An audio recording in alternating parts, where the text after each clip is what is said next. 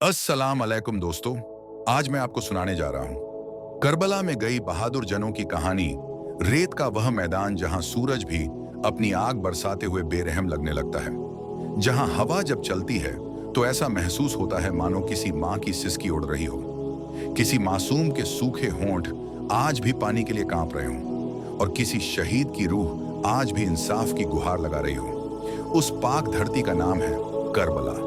Karbala सिर्फ एक जगह नहीं है, ये सब्र, कुर्बानी और हक की ऐसी मिसाल है जिसे जमाने की कोई ताकत मिटा नहीं सकती। यही वो मैदान है जहां इंसानियत को झुका देने वाली साजिशें थीं, जहां जुल्म का अंधेरा पूरी ताकत से छाया हुआ था और जहां हक का दिया बुझाने के लिए हजारों तलवारें खींची हुई थीं। एक तरफ हजारों की फौज थी, हथियारों से लैस, ताकत के नशे में चूर और सत्ता के घमंड में अंधी।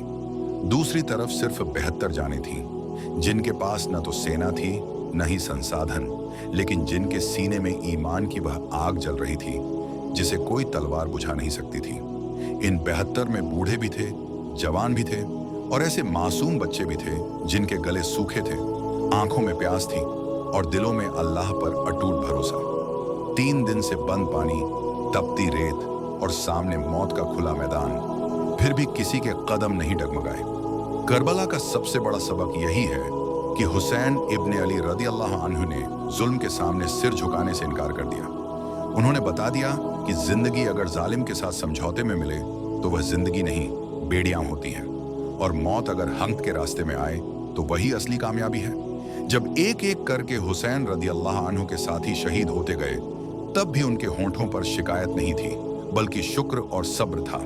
हर गिरती लाश के साथ करबला की मिट्टी गवाह बनती गई कि हक कभी अकेला नहीं होता, चाहे वह संख्या में कम क्यों ना हो। इतिहास आज भी यह ऐलान करता है कि जीत तलवारों की गिनती से नहीं होती, बल्कि सच की मजबूती से होती है। यजीद की फौज वक्त की धूल बन गई, लेकिन हुसैन रदी अल्लाह अन्हु का नाम आज भी दिलों में जिंदा है, आंखों में आंसू बनकर और जबानों पर सलाम बनकर। करबला हमें सिखाता है कि हर दौर में एक करबला होती है और हर इंसान के सामने ये सवाल खड़ा होता है, क्या वह हुसैन के साथ खड़ा होगा या खामोशी से जुल्म को ताकत देगा? क्योंकि करबला कोई कहानी नहीं, ये ज़मीर की आवाज़ है और ये आवाज़ क़यामत तक गूंजती रहेगी। ये हिजरी सन 60 का वह नाजुक और दर्दनाक दौर था जब इस्लाम अपनी सीमाओं से बाहर फैल चुका था, मगर उसकी रूह को भीतर ही भीतर जख्मी किया जा रहा था। नमाजें पढ़ी जाती थीं, मस्जिदें आबाद थीं, मगर हुक्मरानों के दिलों से अल्लाह का डर उठ चुका था। सत्ता उन हाथों में चली गई थी जिनके लिए इस्लाम सिर्फ एक नाम रह गया था, अमल नहीं। यजीद सत्ता पर बैठ चुका था। उसका जीवन शराब, ऐशो इशरत, जुल्म और बेगुनाहों के कत्ल से भरा हुआ था। उसे न अल्लाह की अदालत की फिक्र थी, न आखिरत के हिसाब का खौफ। उसके दरबार में सच की कोई कीमत नहीं थी और जुल्म को ताकत का नाम दिया जाता था। वह चाहता था कि उसकी हुकूमत को धार्मिक जामा पहनाया जाए ताकि लोग जुल्म को भी इस्लाम समझने लगें। इसी मकसद के लिए उसकी नज़र नबी के नवासे, जिगर के टुकड़े इमाम हुसैन अलैहिस्सलाम पर जा ठहरी। यजीद जानता था कि अगर इमाम हुसैन उसकी बैत कर लें तो उसकी हर गलती, हर गुनाह और हर जुल्म को इस्लाम की मंजूरी मिल जाएगी। लोग कहेंगे, जब नबी के नवासे ने बैत कर ली तो फिर इसमें बुराई ही क्या है? लेकिन इमाम हुसैन सिर्फ एक इंसान नहीं थे, वह इस्लाम की जिंदा ज़मीर थे। उन्होंने हालात को देखा, जमाने की सच्चाई को पहचाना और समझ लिया कि यह लड़ाई सिर्फ सत्ता की नहीं, बल्कि हक और बातिल की है। यह सवाल सिर्फ बैत का नहीं था, बल्कि इस्लाम को बचाने का था। इमाम हुसैन जानते थे कि अगर उन्होंने यजीद की बैत कर ली तो आने वाली नस्लें जुल्म को दीन समझने लगेंगी। शराबी हुक्मरान, कातिल शासक और फासिक लोग इस्लाम के नाम पर राज करेंगे। इसलिए उन्होंने साफ कह दिया, मेरे जैसा इंसान यजीद जैसे इंसान की बैत नहीं कर सकता। ये इनकार सिर्फ एक जुमला नहीं था, बल्कि एक ऐलान था कि इस्लाम जुल्म के साथ समझौता नहीं करता, चाहे इसके बदले जान ही क्यों न देनी पड़े। यही वह मोड़ था जहां से करबला की राह शुरू हुई। एक तरफ ताकत, फौज और सत्ता थी और दूसरी तरफ सच, सब्र और कुर्बानी। इमाम हुसैन ने हमें सिखा दिया कि जब जमाना जुल्म के आगे झुक जाए, तब हक़ के लिए खड़ा होना ही सबसे बड़ी इबादत है। करबला सिर्फ एक मैदान नहीं बल्कि हर दौर के लिए एक पैगाम है कि इस्लाम जिंदा रहता है कुर्बानी से, समझौते से नहीं। जब जुल्म सत्ता की कुर्सी पर बैठ जाए और सच को झुकाने की कोशिश करे, तब इतिहास में कुछ ऐसे लोग पैदा होते हैं जो सिर कटाना जानते हैं लेकिन सच के सामने झुकना नहीं। यजीद उस दौर का हुक्मरान था, ऐसा शख्स जिसकी जिंदगी इस्लाम की रूह से कोसों दूर थी। शराब, अय्याशी, जुल्म और नाइंसाफी उसके दरबार की पहचान बन चुकी थी।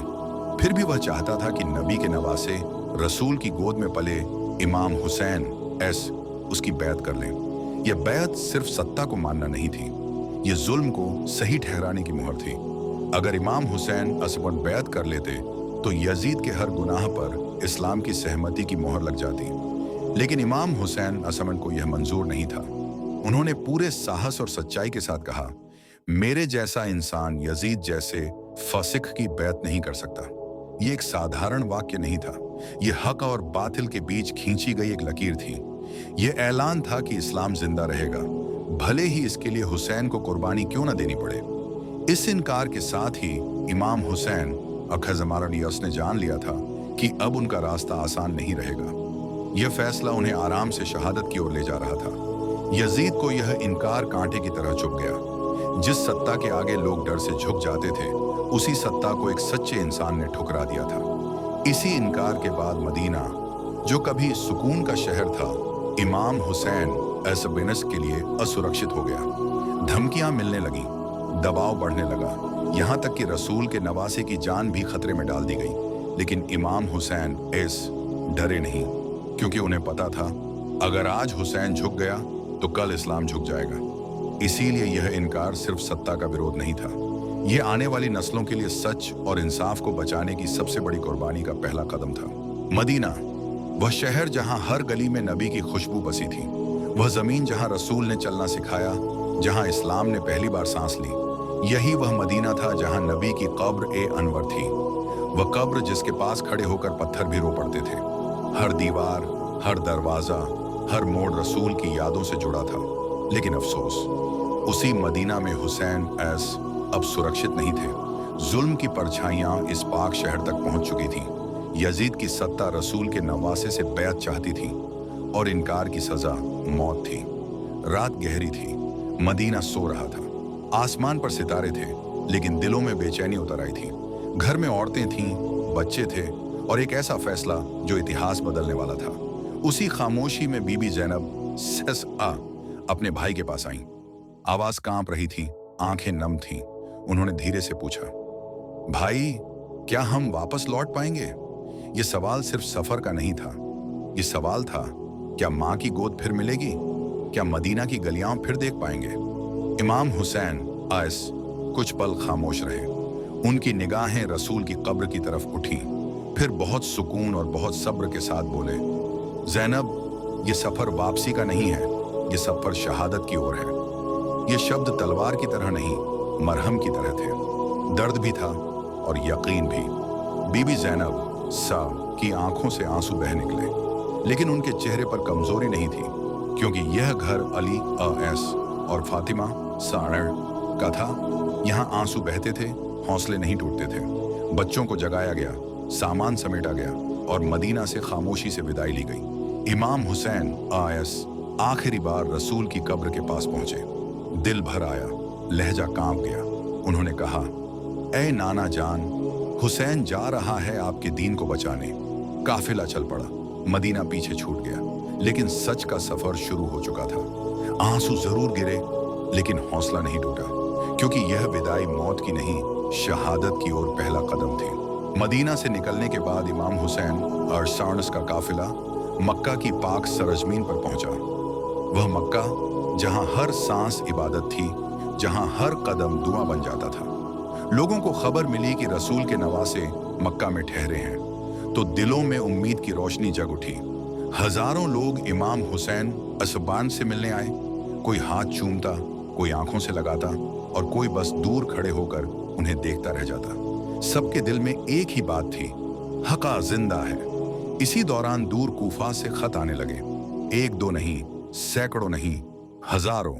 हर खत में एक ही पुकार थी, ऐ इमाम हुसैन, कूफा आइए, हम आपके साथ हैं। इन खतों में लोगों ने कस्में खाई, वफादारी के वादे किए, लिखा कि हम जुल्म से तंग आ चुके हैं, हमें आपके सिवा कोई रहबर मंजूर नहीं। मक्का की फिजा में उम्मीद की सरगोशियां थीं, लेकिन इमाम हुसैन ऐस जज्बात में फैसला करने वाले इंसान नहीं थे। वह जानते थे भीड़ की आवाज हर बार सच नहीं होती, इसलिए उन्होंने किसी जल्दबाजी से कदम नहीं उठाया। इमाम हुसैन असनिमास ने अपने चचेरे भाई मुस्लिम बिन अकील को बुलाया। वह एक बहादुर, ईमानदार और सच्चे मोमिन थे। इमाम ने उनसे कहा, कूफा जाओ, वहां के लोगों की नीयत देखो, अगर वे वाकई हक के साथ हैं तभी मुझे खबर देना। यह फैसला इमाम की दूरदर्शिता का सबूत था। मुस्लिम बिन अकील कूफा के लिए रवाना हुए। मक्का में लोग दुआएं कर रहे थे और कूफा की गलियों में इम्तिहान की तैयारी हो रही थी। ये खत सिर्फ कागज के टुकड़े नहीं थे, ये वादे थे जो इतिहास में वफा या बेवफाई के तराजू बन गए। और यही खत करबला की कहानी का अगला दरवाजा खोल रहे थे। जब मुस्लिम बिन अकील कूफा पहुंचे तो शहर की फिजा बदली बदली सी थी। गालियों में चहल पहल थी, लोगों की आंखों में उम्मीद थी और जुबानों पर एक ही नाम, हुसैन, हुसैन। मुस्लिम बिन अकील इमाम हुसैन नेरा अशास के नुमाइंदे बनकर आए थे। रसूल के खानदान का नाम कूफा के दिलों को हिला रहा था। शुरुआत में कूफा ने उनका जोरदार स्वागत किया। हजारों लोग एक एक करके उनके हाथ पर बैत करने आए। कहा गया, हम हुसैन के साथ हैं, हम जुल्म को बर्दाश्त नहीं करेंगे, हम जान दे देंगे लेकिन हक नहीं छोड़ेंगे। उस वक्त मुस्लिम बिन अकील को लगा कि कूफा वाकई हक़ के लिए तैयार है, लेकिन कूफा का इतिहास कागज पर अच्छा और वक्त पर कमजोर रहा है। जैसे ही यजीद का नया गवर्नर उबैदुल्लाह बिन जियाद कूफा पहुंचा, सब कुछ बदल गया। डर फैलाया गया, लालच बांटा गया और धमकियां दी गईं। कहा गया, जो हुसैन का नाम लेगा उसकी गर्दन उड़ा दी जाएगी, जो बैत तोड़ेगा उसका घर जला दिया जाएगा। रातों रात कूफा के दिल बदल गए। जो लोग दिन में हुसैन हुसैन कहते थे, वही लोग शाम होते होते दरवाजे बंद करने लगे। एक एक करके मुस्लिम बिन अकील का साथ छूटता चला गया। जो हजारों थे वे सैकड़ों बने, जो सैकड़ों थे वे गिनती में आ गए। और फिर एक रात आई। वह रात कूफा की सबसे शर्मनाक रात थी। मुस्लिम बिन अकील अकेले रह गए, न कोई साथी न कोई सहारा, सिर्फ अल्लाह पर भरोसा और हुसैन से वफा। फिर भी उन्होंने सच नहीं छोड़ा, डरे नहीं, भागे नहीं। उन्हें गिरफ्तार किया गया, जुल्म किया गया और आखिरकार उन्हें शहीद कर दिया गया। जब मुस्लिम बिन अकील की शहादत की खबर फैली तो कूफा की गलियां खामोश हो गईं। न कोई आवाज न कोई नारा, सिर्फ बेहद भारी खामोशी। वह खामोशी जो गद्दारी की गवाही दे रही थी। कूफा ने अपनी बेवफाई पर पहली बार सर झुका लिया था, लेकिन तब तक बहुत देर हो चुकी थी।